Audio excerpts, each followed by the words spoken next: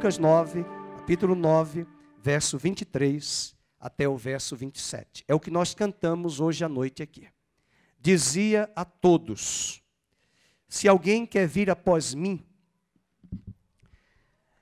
a si mesmo se negue dia a dia, tome a sua cruz e siga-me. Pois quem quiser salvar a sua vida, perdê-la-á.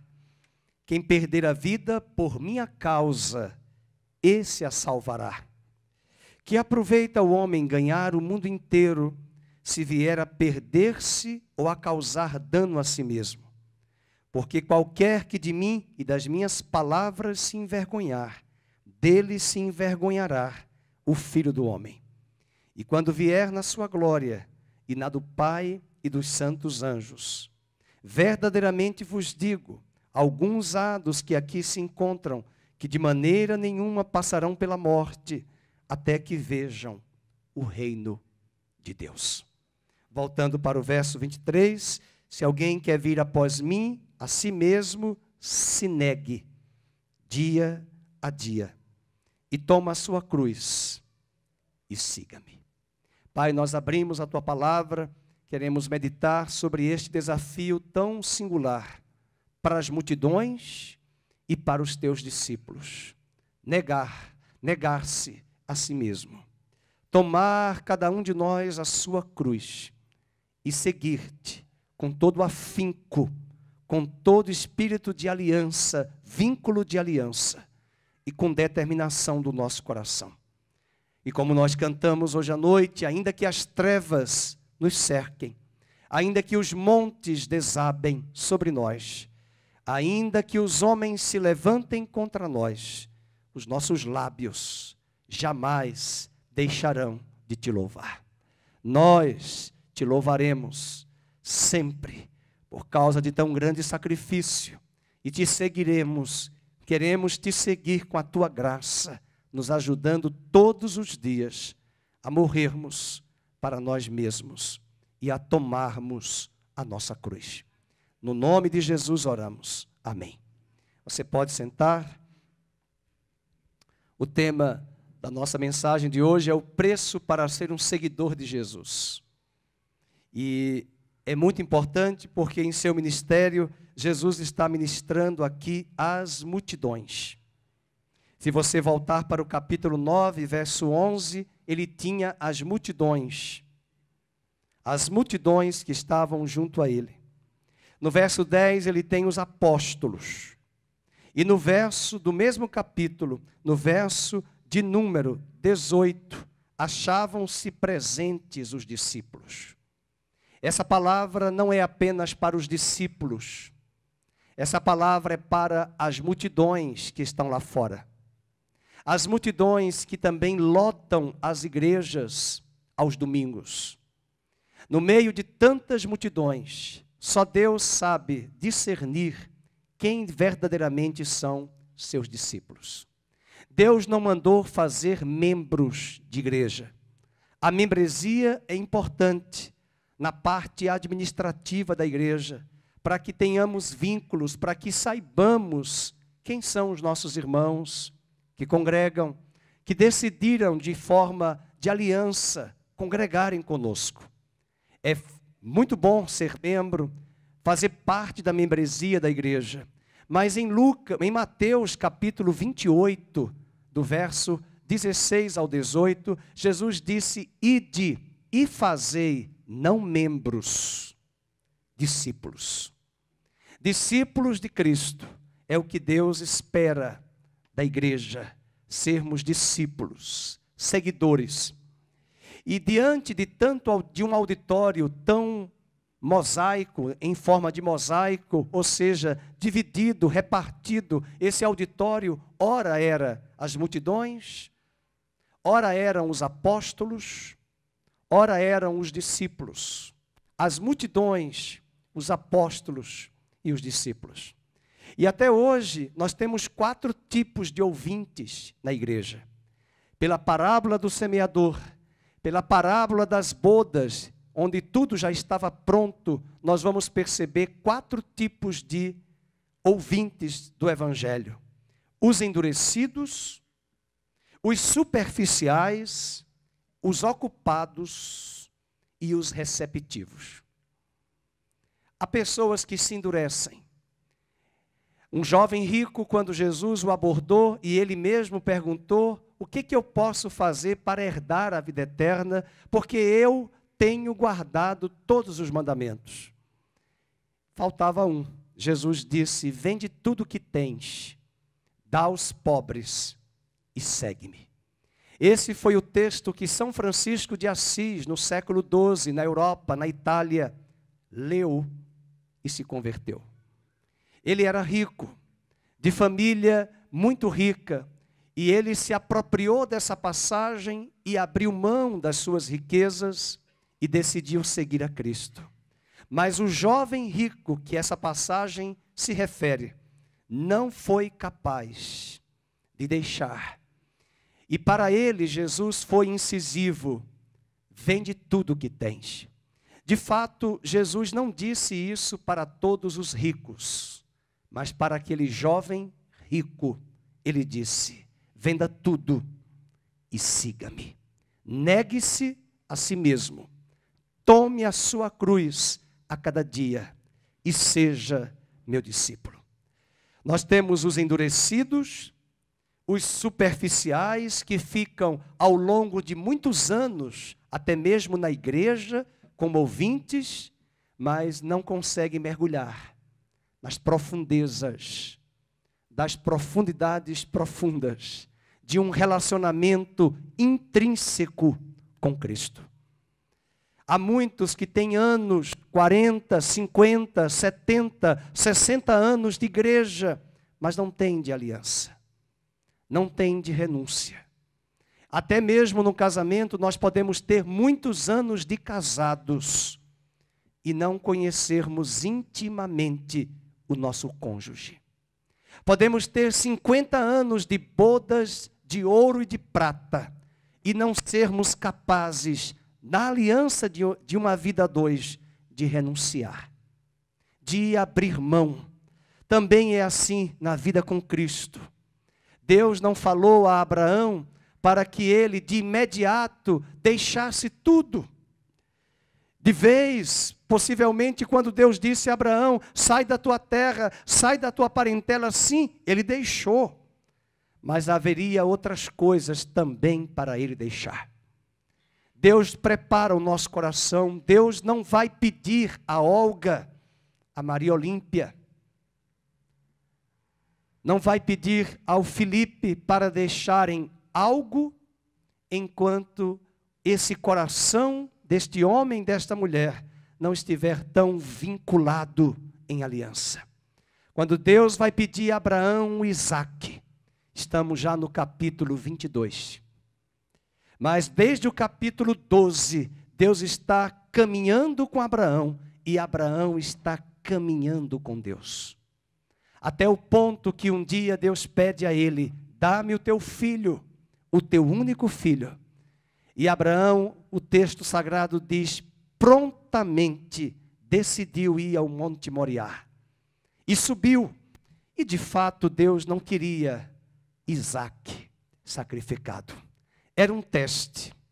Era um teste de aliança para saber se Abraão estaria disposto mesmo a deixar tudo, a negar-se a si mesmo, negar a si mesmo, ao ponto que Deus depois, ao receber Isaque no altar, amarrado, pronto para ser sacrificado, Deus disse a Abraão: não faças isto. E diz a frase mais célebre que eu gosto: porque agora eu sei que tu temes a mim. Na atitude, e não apenas no discurso verbal, na atitude, Abraão demonstrou que Deus era mais importante que seu filho, que sua casa, que seus bens. E cada um tome a sua cruz e negue-se a si mesmo e siga-me. Os superficiais podem ter anos, mas eles não aprofundam-se nas águas profundas de uma aliança intrínseca com Deus. Além disso, nós temos os ocupados. Na velha parábola, onde muitos vão dizer, não, eu não posso ir para as bodas, desculpe, eu comprei um terreno, eu ainda vou vê-lo. Como comprou um terreno? Já comprou, está no pretérito perfeito.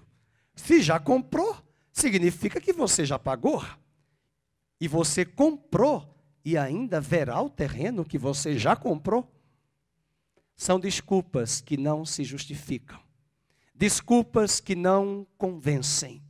E até hoje muitos apresentam desculpas e postergam para a sua velhice andar com Deus.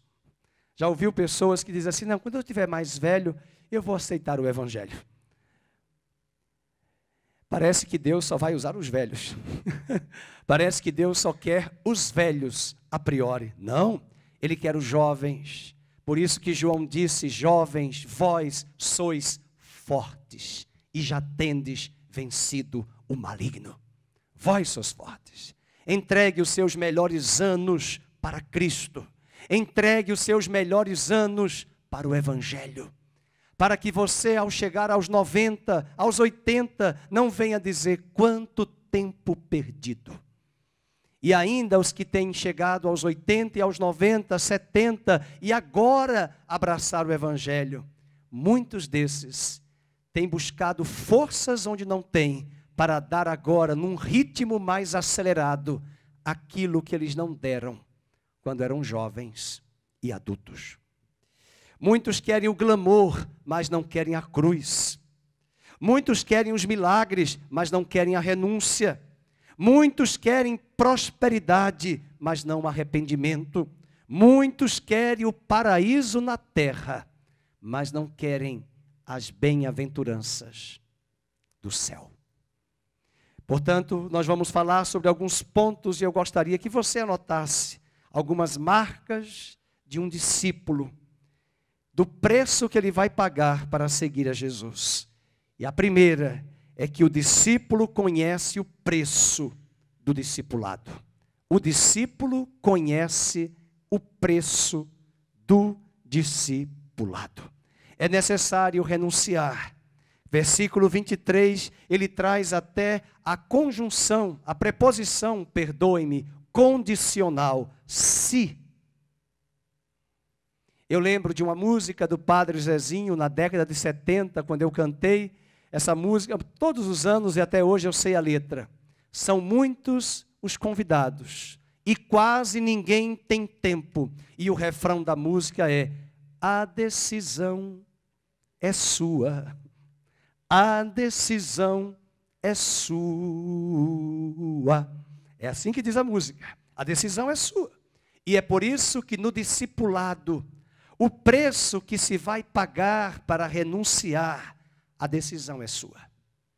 Por isso que ele diz no verso 23, se alguém quer vir após mim, a si mesmo se negue. O que o pastor Odair vai negar, não é o que a Olga precisa renunciar. O que a Carmen vai abrir mão, não é o que a Maria Olímpia vai abdicar. O que eu vou deixar para trás não é o que o pastor Nairo vai sacrificar no altar. Cada um tem uma cruz. Cuidado para não afirmar que a cruz é o marido. A cruz é o filho. A cruz é a nora, é a sogra. A cruz é o seu eu, é o nosso eu.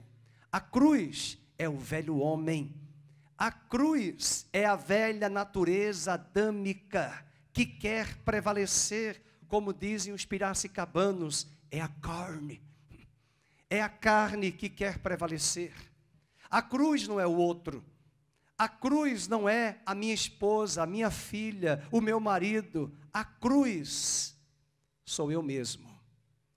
São os tentáculos do velho Adão que ainda insistem em prevalecer.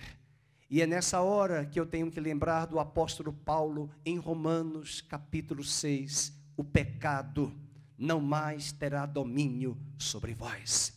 Considerai-vos mortos para o pecado, mas vivos para Deus em Cristo.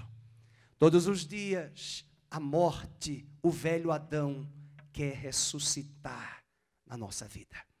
E a palavra de Deus é muito incisiva. O discípulo conhece o preço do discipulado.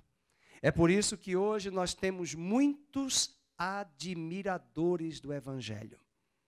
Gostam da música gospel, gostam daquele ambiente com luzes, lâmpadas, agora está uma moda de até púlpitos e o altar serem pintados de preto, assim, black, daqui a pouco vai ser black pulpit, né? Vai ser um cenário assim, black, mas black é trevas, meu irmão, black é escuridão.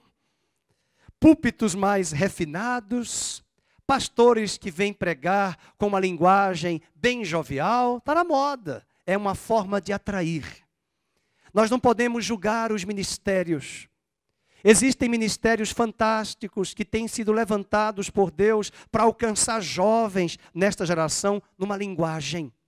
Mas os princípios do Evangelho não mudam. Nas igrejas voltadas para jovens, com linguagem para jovem, nessas igrejas, nas históricas, nas pentecostais, nas neopentecostais, nas tradicionais, nas conservadoras, para todas elas, a espada do Evangelho é a mesma. Cada um tome a sua cruz, negue-se a si mesmo e siga-me. Nós temos muitos admiradores nas igrejas, mas está faltando discípulos. A seara está grande, meus irmãos. A seara é grande. Há muitas casas, há muitos lares onde você e eu poderíamos fazer a obra, ganhar almas, discipular estas vidas.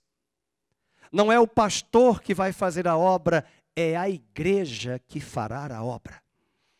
Mas quem fará a obra? Não os admiradores, os discípulos. Os seguidores de Cristo, que aprenderão a cada dia morrer para si.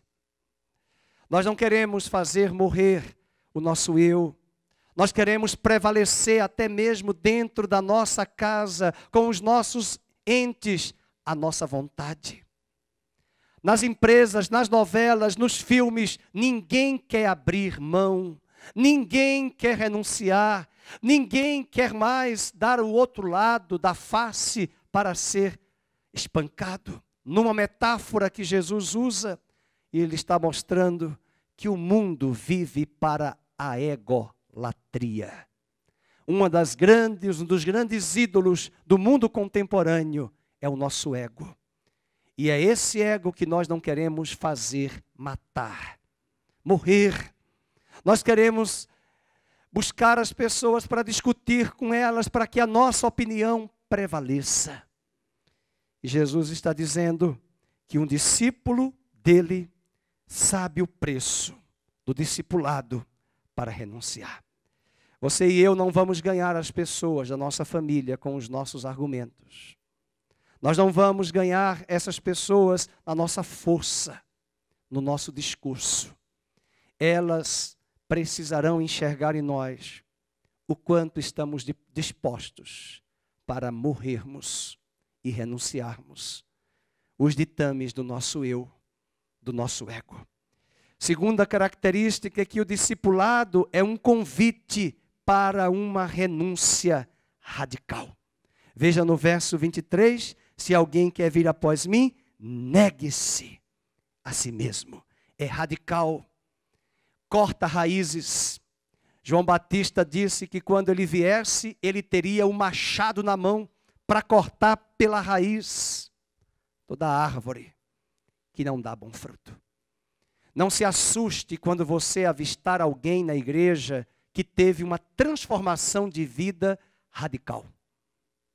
Não se assuste quando alguém se converter na sua família e na sua casa e fizer rupturas radicais que do ponto de vista humano parece fanatismo. Quando algumas dessas pessoas fizerem isto, com certeza elas precisam de um discipulado para buscar a maturidade, mas às vezes a ruptura radical no início da caminhada é necessária. Porque, como dizia John Stott, quando nós nos convertemos, nós trazemos uma cultura do mundo aí fora. E o Evangelho propõe uma nova cultura. O Evangelho propõe uma nova cultura e John Stott chama isso de contracultura. Por isso que Jesus disse, você se converteu? Ah, é? Então ele diz assim, pensais vós que eu vim trazer paz? Interessante. Parece que Jesus é bipolar. Não. Ele é o príncipe da paz. Mas ele disse, pensais vós que eu vim trazer paz? Não, eu vim trazer divisões. Porque a partir de hoje, por causa do corte radical, o pai será contra o filho. A mãe contra a filha. Por causa do Evangelho. Luz e trevas. E é preciso estar disposto, sim, a renunciar. É preciso incorporar essa contracultura que luta diariamente, diametralmente oposto à cultura deste mundo. Os ditames deste mundo. E ainda o discipulado é um convite diário para morrer. No capítulo 9, ainda, verso 23, diz, tome a sua cruz e siga-me. É um convite diário. Se você for comigo agora para a carta aos Hebreus, você vai ver quais são as expressões que Jesus foi referendado pelo autor de Hebreus. E eu convido você a abrir a sua Bíblia em Hebreus, capítulo de número 6. Algumas expressões até pesadas, duras, que Jesus teve que enfrentar, que se submeter, situações que ele enfrenta, expressões que ele vai ouvir de seus inimigos, de seus adversários.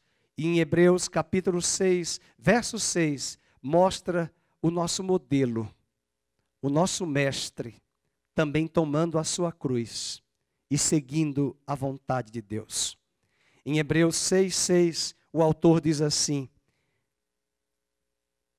e caíram, sim, é impossível outra vez renová-los para arrependimento, visto que de novo esses que brincaram com a graça, esses que desprezaram a graça, estariam crucificando para si mesmos o Filho de Deus e expondo o Filho de Deus à ignomínia, à vergonha. Quando você decide não abrir mão do velho Adão, quando você decide continuar na mesmice do velho Adão e da velha vida, você está expondo o Filho de Deus à vergonha. Porque Cristo já morreu por você e por mim lá na cruz. E quando o velho homem, você decide retomar esse velho marido, o Filho de Deus, segundo Hebreus, vai ser exposto ao vitupério, ao espetáculo, à vergonha. Mas um discípulo de Cristo tem uma decisão radical: o pecado não vai dominar a minha vida. O que mentia, disse Paulo, não mente mais. O que tinha prostituição não se prostitui mais. O que bebia e praticava orgias não pratica mais. Os amigos da cultura antiga estranharão, mas você passou por um corte radical. Negue-se a si mesmo e siga a Jesus. Tome a sua cruz. A cruz é o morrer diário. A cruz é você tomar as fraquezas do velho Adão, que vem cada dia ressuscitar, e essas fraquezas, debilidades que te seduzem, que me seduzem, para nos levar ao velho Adão. Guarde essa palavra, é preciso que você faça morrer, como diz Paulo, as paixões e as inclinações da vossa carne. Por isso que Paulo diz, ainda em Gálatas 5:24, que os que são de Cristo Jesus crucificaram a sua carne com as suas paixões e concupiscências. É preciso crucificar. Nós não vamos matar a nossa carne na nossa força. Até porque em Gálatas 5, verso 14, diz que é o Espírito Santo que mortifica as obras da carne quando eu ando no Espírito. Nós temos que entender que a linha é muito tênue entre estar em Cristo e frequentar certos lugares, ambientes, quando esses lugares e ambientes são, na verdade, convites de uma festa de casamento, de uma celebração que nós vamos contemplar da sociedade civil. Isso pode ser algo sazonal, mas quando é algo constante, direto e todos os dias e meses, o pecado pode ser um fetiche para nos seduzir. Não tem lógica você se converter hoje e dizer, não, eu posso ir a qualquer lugar. Deus está em todo lugar. Deus é onipresente, sim, Ele é onipresente. Mas Ele tem uma aliança com aqueles que são de Cristo. Você não pode estar em todos os lugares que essa cultura mundana, secularizada, pagã, entende a velha frase, não há nada demais. É assim que nessa hora, dependendo dos lugares, dependendo dos convites, das propostas, até mesmo de coisas que nos são lícitas. Paulo disse, tudo me é lícito, mas nem tudo me convém. E até mesmo aquilo que pode ser lícito para o Valdir, que convém do ponto de vista comum da sociedade, pode ser prejudicial para a sua caminhada com Cristo. Porque um abismo chama outro abismo. Uma porta pode abrir um grande portão. E um portão pode abrir uma chancela muito maior. A fim de que sejamos tragados pela paixão e concupiscência da nossa carne, que foram despertadas pela sedução do pecado na nossa vida. Esse negar é pessoal. Esse negar é subjetivo, esse negar é diário, esse negar é constante. Além disso, em Hebreus capítulo 11, acompanhe, verso 26, o autor de Hebreus vai falar de opróbrio, de vergonha. Versículo 26, o autor diz, porquanto Jesus considerou o opróbrio. Não somente ele, mas os seus discípulos, e aqui ele está falando dos heróis da fé de Moisés. Que Moisés, veja o verso 25, nós estivemos agora no Egito com a nossa caravana e ficamos estupefatos das maravilhas do Egito antigo, das riquezas faraônicas, do império.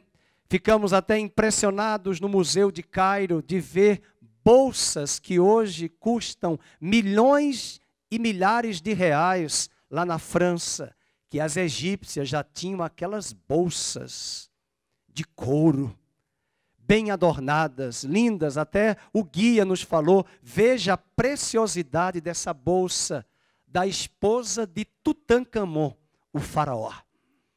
Bolsas belíssimas de qualidade que os homens, os escravos de Faraó, faziam.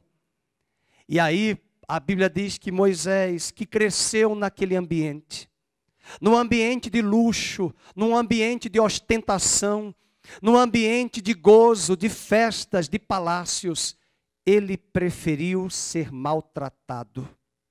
E abdicou daquela posição, verso de número 25, preferindo ser maltratado junto com o povo de Deus. Agora leiam, a usufruir prazeres transitórios do pecado. O prazer do pecado, meu irmão, não será permanente. Ele dá aquele gosto de fantástico. O prazer do pecado, de uma orgia, de uma bebedice, de uma badalação, terá um preço muito caro. Não no fim da vida, mas no passar para a eternidade. E até mesmo na vida terrena, as consequências vêm. E Moisés preferiu deixar o palácio, as riquezas, o luxo, a ostentação, abdicou de tudo isso e deixou os prazeres transitórios do pecado. E diz o texto no verso 26, leiam, porquanto ele considerou, vamos, o opróbrio de Cristo, a vergonha de Cristo. Então o discipulado vai nos ensinar, aos mais novos na fé principalmente, que você não vai ser aplaudido na família. Que você não vai ser benquisto na empresa agora por causa do evangelho, que muitas vezes vai gerar um apartheid entre você e os seus. Entre você e os colegas de trabalho.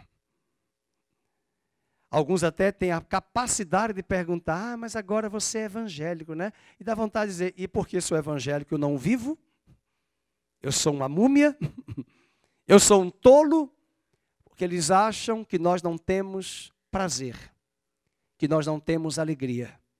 E o que eles não dimensionam é que o que eles chamam de alegria, o autor de Hebreus diz que é apenas um prazer transitório. Mas em Cristo nós temos alegria perene, contínua, constante, porque a alegria do Senhor não está em coisas, em objetos e em circunstâncias. A alegria é Ele em nós, a nossa força. Seja na fartura, seja na privação, seja na alegria, seja na tristeza, seja na doença, seja na saúde. Eu estou bem com Cristo, como diz o velho hino, e com Cristo no barco, tudo me vai bem. Aleluia! Por isso, o autor de Hebreus diz que ele considerou o opróbrio do que maiores riquezas, do que os tesouros do Egito. E sabe por quê? Porque ele contemplava o galardão. Veja os verbos que estão conjugados aí. Tem que ler Bíblia com gramática. Leia a Bíblia olhando as ações dos tempos verbais. Volta agora para o versículo 25. Ele preferiu ser maltratado. Verso 24. Ele recusou ser chamado filho da filha de Faraó. Verso 26. Ele considerou o opróbrio, a vergonha do que as riquezas.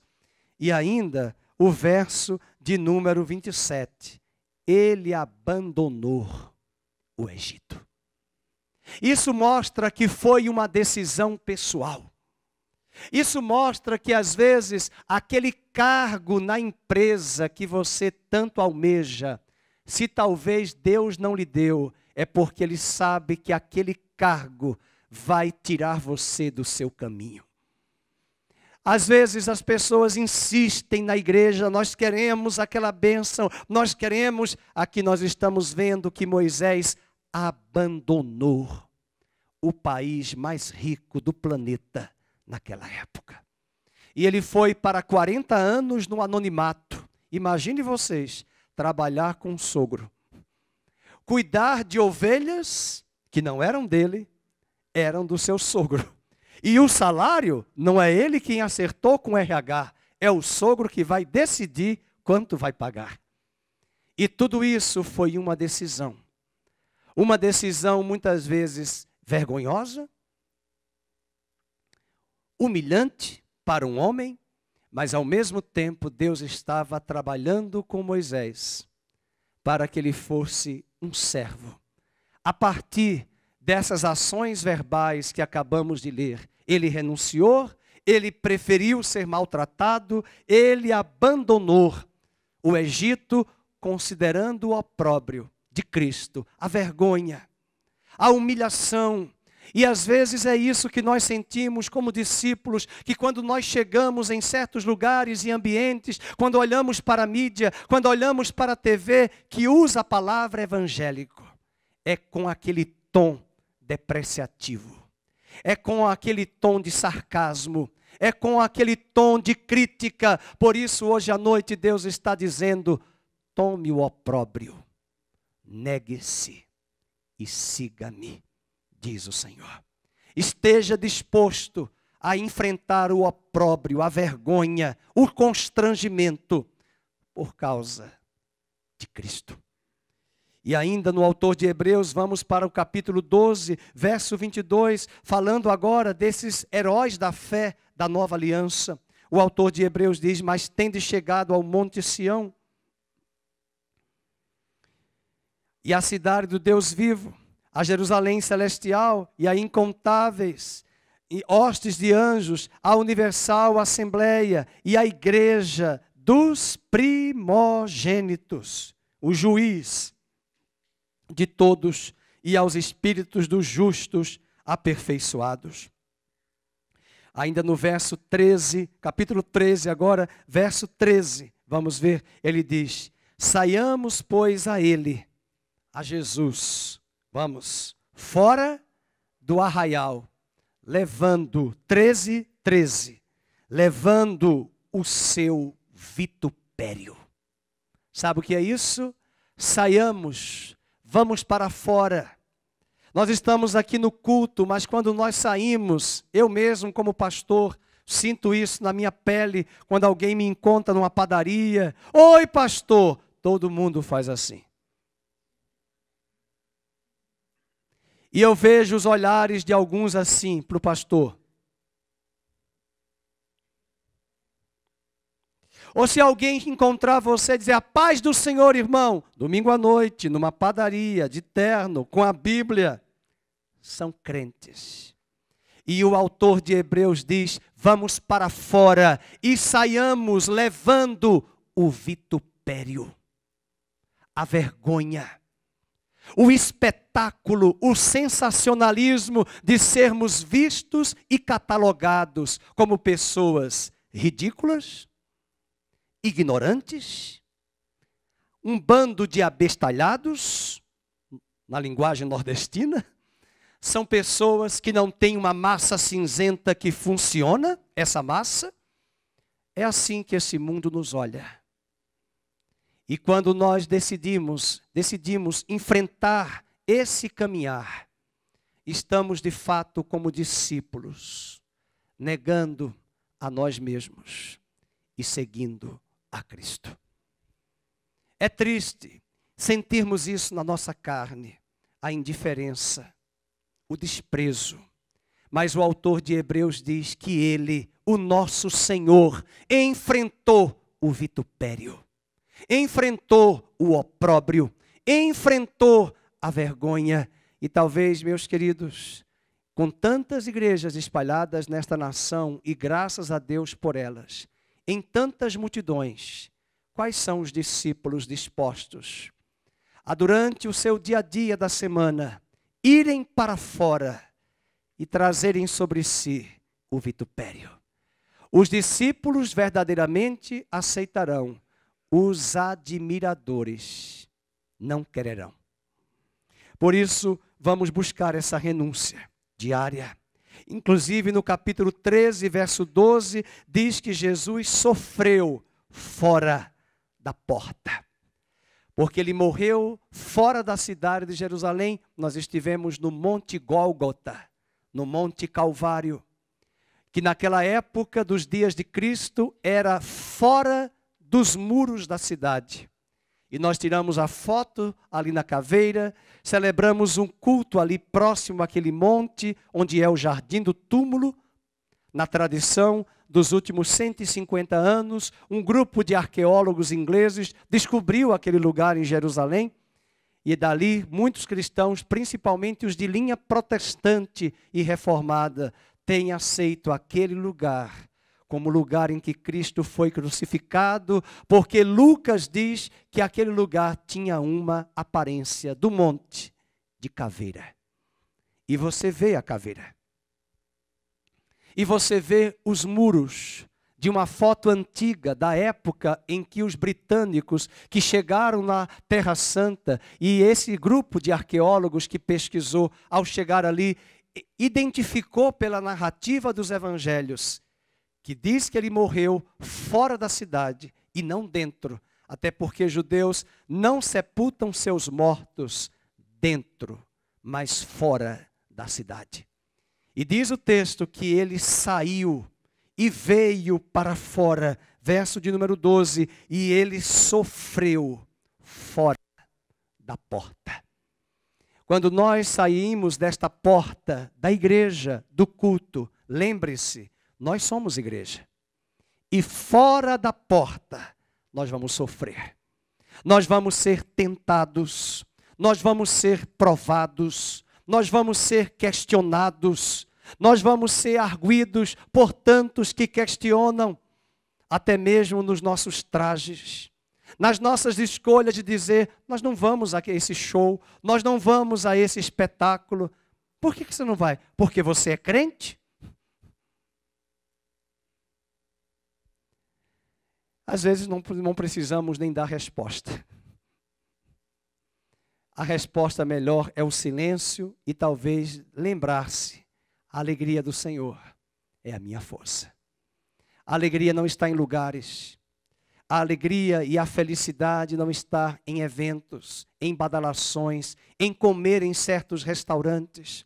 Inclusive, as redes sociais, alguns estão até deixando uma regrinha, não sei se é manipulação política, manipulação ideológica de algumas redes contra alguns governos, mas eles estão tirando as curtidas, os likes, porque eles entendem, à luz de alguns psicólogos, que algumas pessoas ficam deprimidas, porque não foram curtidas, ou não receberam likes no Facebook, no Instagram e nas redes sociais.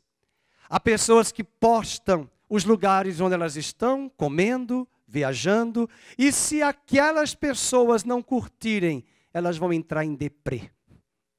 Mas o Evangelho nos convida, negue-se a si mesmo. Você não precisa das curtidas dessas pessoas, você precisa da curtida do alto, da curtida do Altíssimo, da aprovação do Deus Todo-Poderoso que diz para você, não temas, eu estou contigo. E lembre-se que diante até de muitas pessoas, até do mundo gospel, que são curtidas, que têm milhares e milhões de seguidores e curtidores, pode ser que muitas delas, como diz Max Lucado, elas não terão o aplauso do céu. Esse é um dos livros do Max Lucado, que foi um grande missionário aqui na região de Campinas, na década de 80. E ele escreveu um livro, O Aplauso do Céu. E há muitos que são aplaudidos pelos homens, que têm as curtidas e os likes das redes sociais, que entram até em crise porque não receberam os likes. São dislikes. E tem aqueles que recebem os dislikes e vão ter que tomar Rivotril, porque estão surtadas, porque eu esperava like e veio dislike.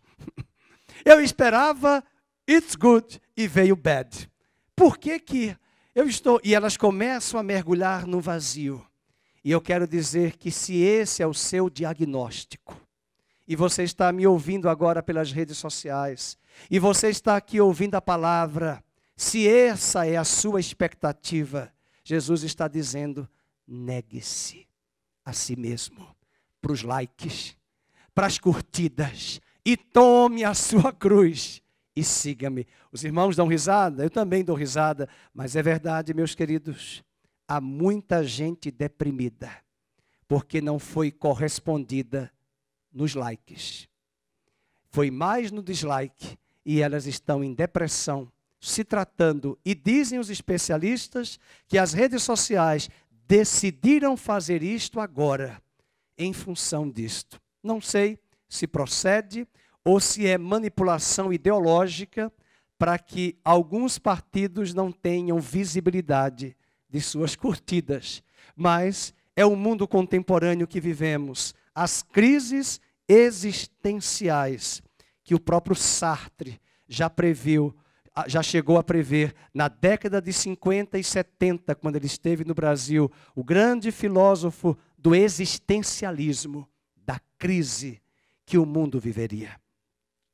E ainda no capítulo 13, 12, ele diz: ele pelo seu próprio sangue, vamos ler?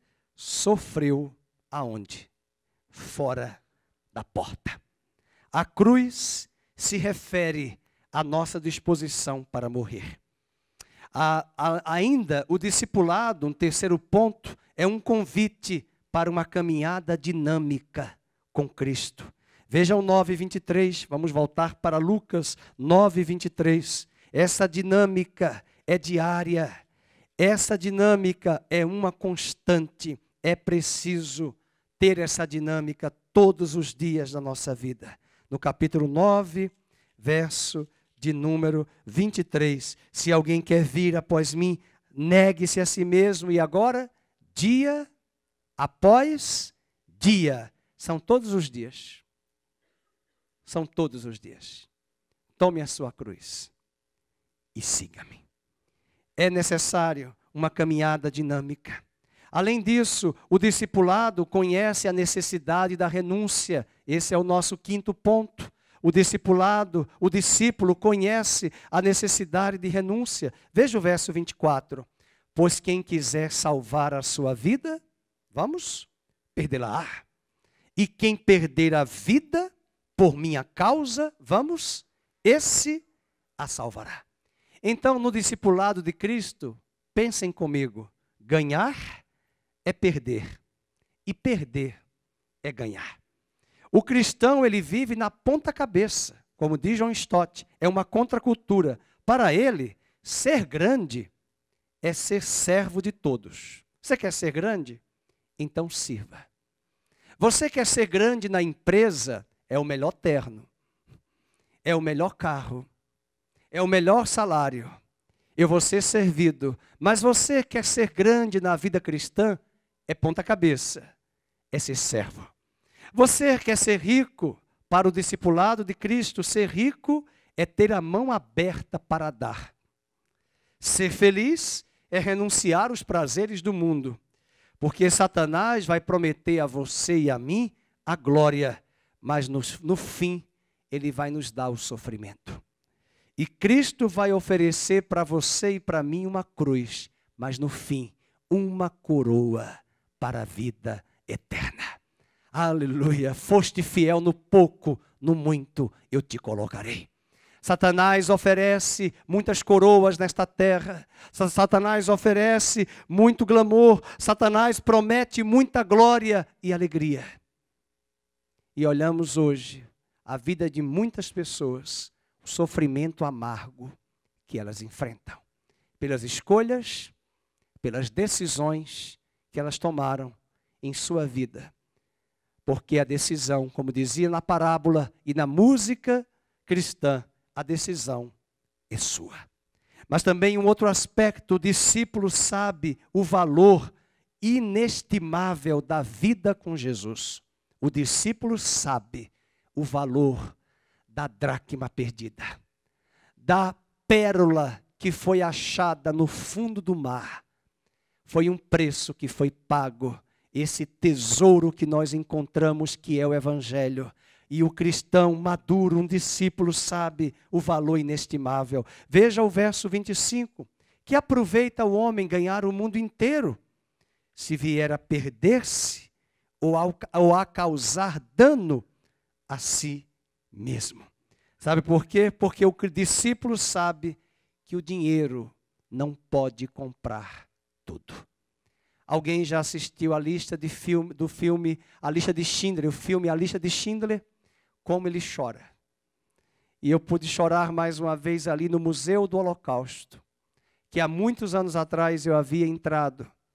E dessa vez, a estrutura que foi colocada, as fotos, os vídeos, as cenas fortes, os dentes que foram arrancados dos judeus sem anestesia. Os brincos que foram arrancados das orelhas para liquefazer em ouro. Os cabelos que foram arrancados das judias para fazerem perucas. As experiências laboratoriais que os nazistas fizeram na medida que nós entrávamos em cada ala do museu. E a guia, que era judia, tão somente falava olhando para baixo, porque ela se recusava a olhar as cenas, porque as cenas remetiam a ela a lembrança de seus parentes que morreram no Holocausto da Segunda Guerra Mundial. Isso mostra na lista de Schindler, um dos homens e tantos outros que guardaram judeus, que compraram judeus, ele que gastou fortunas com uísque, com carros alemães, com prostituições nas caladas da noite. Ele chora dizendo que ele poderia, com aquele dinheiro, se ele tivesse, comprar mais judeus dos nazistas e aumentar a lista que chegou a 930 judeus. Aproximadamente, ele queria mais e mais e mais judeus, mas ele não tinha mais dinheiro. O dinheiro acabou. E há muitos que não imaginam e dimensionam. Uma das grandes tristezas que eu vejo hoje, tristeza para a família, de ver um dos grandes empresários que saiu na revista Forbes, alguns anos atrás, um dos homens mais ricos do Brasil e do mundo. Hoje, não somente ele, mas até seu filho, envolvidos em escândalos. E mais uma vez, preso. E recentemente, quando ele saiu e estava na sua primeira prisão, eu pude ver uma Bíblia em suas mãos. E não quero julgá-lo, mas eu prefiro crer que essa Bíblia seja lida, estudada, e venha a ser um instrumento para transformar o coração daquele ex-grande empresário, para que ele tenha uma mudança de vida pelo Evangelho, negando-se a si mesmo e tomando a sua cruz e seguindo a Cristo. O dinheiro não pode comprar. A salvação vale mais do que as riquezas. Veja o versículo de número 25. Que aproveita um homem ganhar o mundo inteiro, se vier a perder-se ou causar dano a si mesmo. E a perda da alma, meus amados, à luz do verso 25, é uma perda irreparável. Se você ler em casa Lucas 16, a história do rico e do mendigo Lázaro. Não é o Lázaro, irmão de Marta e Maria, é outro Lázaro. O rico está lá no Hades. Olha para Abraão e para o mendigo, que agora não é mais mendigo, do outro lado, no seio de Abraão. E ele pede que pelo menos ele pudesse refrescar a sua mão, a ponta do seu dedo e a sua língua com água. E ele diz: eu estou em lugar de tormentos. E pai Abraão, se puder, mande alguém avisar a minha família na terra. Eu te peço que alguém aqui ressuscite lá na terra e apareça e diga para que os meus não venham para este lugar de tormento. Isso mostra que aquele rico partiu para a eternidade e entendeu que a perda de uma alma é irreparável. Não há como mediar uma alma que já morreu para sair de um lugar para outro, para estar junto a Deus. São as nossas escolhas, são as nossas decisões e apenas uma decisão que vai nos levar para a eternidade. É Cristo. Ele disse: em verdade vos digo, todo aquele que ouve a minha palavra e crê naquele que me enviou tem a vida eterna. E não entrará em condenação, João 5:24, mas passou da morte para a vida. Aqui, o que nós aprendemos é que o discípulo sabe o valor inestimável da vida com Jesus. E ele sabe que uma alma perdida é uma perda irreparável após a morte. Estou vendo aqui hoje à noite o Dalton, que todos os domingos sempre esteve aqui, Dalton, com a sua mãe, a pastora Luzia. Eu já dei essa palavra para ele. Eu sei que ele está triste, com saudades da sua mãe, mas é bom lembrá-lo mais uma vez que a sua mãe está na eternidade. Com Cristo, ela fez uma decisão. Ela viveu os seus 83, quase 84 anos de vida nesta terra, mas ela tomou uma decisão de caminhar com o Senhor. E o que ela talvez está pedindo na eternidade a Deus, a Cristo, é que não apenas você, mas todos os seus irmãos, suas filhas, seus netos, seus sobrinhos, todos eles, através da sua vida, e de seus irmãos, e de seu sobrinho que está aqui, o Eduardo, vocês dois juntos, com os outros que conhecem o Evangelho, arrebanhem a sua casa para Cristo. Porque o rico entendeu que ele partiu e queria muito que alguém viesse avisar a sua família. Mas Abraão falou para o rico, lá no Hades, não, lá na terra eles têm Moisés, a Torá, a lei de Moisés e os profetas, os escritos históricos do Velho Testamento, que eles leiam e que eles creiam. Foi isso que Jesus deu de resposta. E a sua mãe completou a boa carreira. Agora o Dalton vai também completar a sua carreira e seguir a Cristo. E que Deus o conforte, que Deus o abrace e o sustente neste dia, viu, Dalton? E Deus o fortaleça. E eu concluo também com o último ponto, 7º. O discípulo é alguém que não se envergonha da sua relação com Jesus. Vamos dizer isso?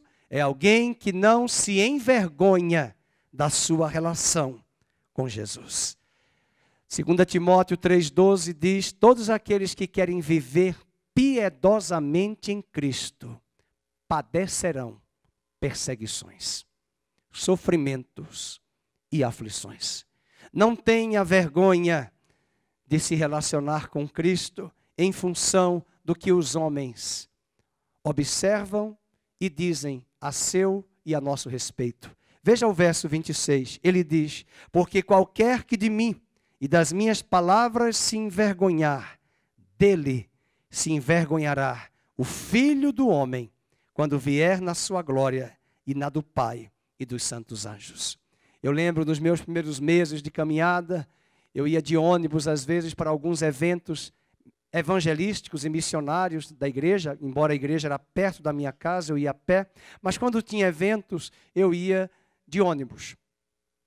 Às vezes eu ia de carro, às vezes eu ia de ônibus. E eu me lembro uma vez que eu fui de ônibus e uma irmã que estava na igreja, terminou o culto, nós íamos para um evento missionário, e essa irmã colocava a Bíblia numa sacola plástica de mercado e colocava na mão, e alguém perguntou: irmã, não está chovendo, mas por que está com a Bíblia? E um outro que tinha uma boca bem desaforada, ele disse assim: ela tem vergonha, Fernando, de mostrar que é crente. Ela tem vergonha de andar com a Bíblia, da capa preta. Ela tem vergonha. E ela ficou mais envergonhada de saber que o Fernando, tomou ciência dessa atitude dela de cobrir a Bíblia com uma sacola. E esse irmão, para provocar, disse: mas não está chovendo. Por que você está andando com a sacola? E aí eu perguntei: e agora, por quê? Não. E ele disse: não, ela não vai responder. É porque ela tem vergonha de dizer que é crente, de afirmar o seu testemunho em Jesus. E nós entendemos que os que querem viver piedosamente em Cristo padecerão perseguições, e vou parafrasear, e padecerão olhares discriminatórios, olhares de críticas, olhares de indiferença, olhares presunçosos e arrogantes. Mas aquele que me confessar diante dos homens, eu também o confessarei diante do meu Pai. Esse é o processo de discipulado. Renúncia, renúncia e renúncia. O mundo ensina o contrário. Sou eu e sou eu. Eu tenho feito um estudo de Efésios no Instagram e no YouTube, que alguns de vocês acompanham, e eu convido você a acompanhar, e eu não estou esperando as curtidas e os likes. Eu estou esperando as curtidas de edificação, para que você se alimente, estude a palavra. E eu coloquei lá que dentro dessa perspectiva da unidade do corpo de Cristo, por que muitas vezes não somos unidos? Porque primeiro nós queremos pensar em nós, em segundo lugar, em nós e em terceiro lugar em nós. Mas o Evangelho nos ensina que primeiro é Cristo, segundo é o outro e terceiro, por fim, sou eu. Não é fácil pregar isso e viver isso. Mas primeiro é Ele, segundo o próximo, terceiro sou eu. O mundo inverte essa ordem, mas é essa a proposta do Evangelho. Quem quiser vir após mim, negue-se a si mesmo. A Andréia já falou bem alto. E tome a sua cruz e siga-me.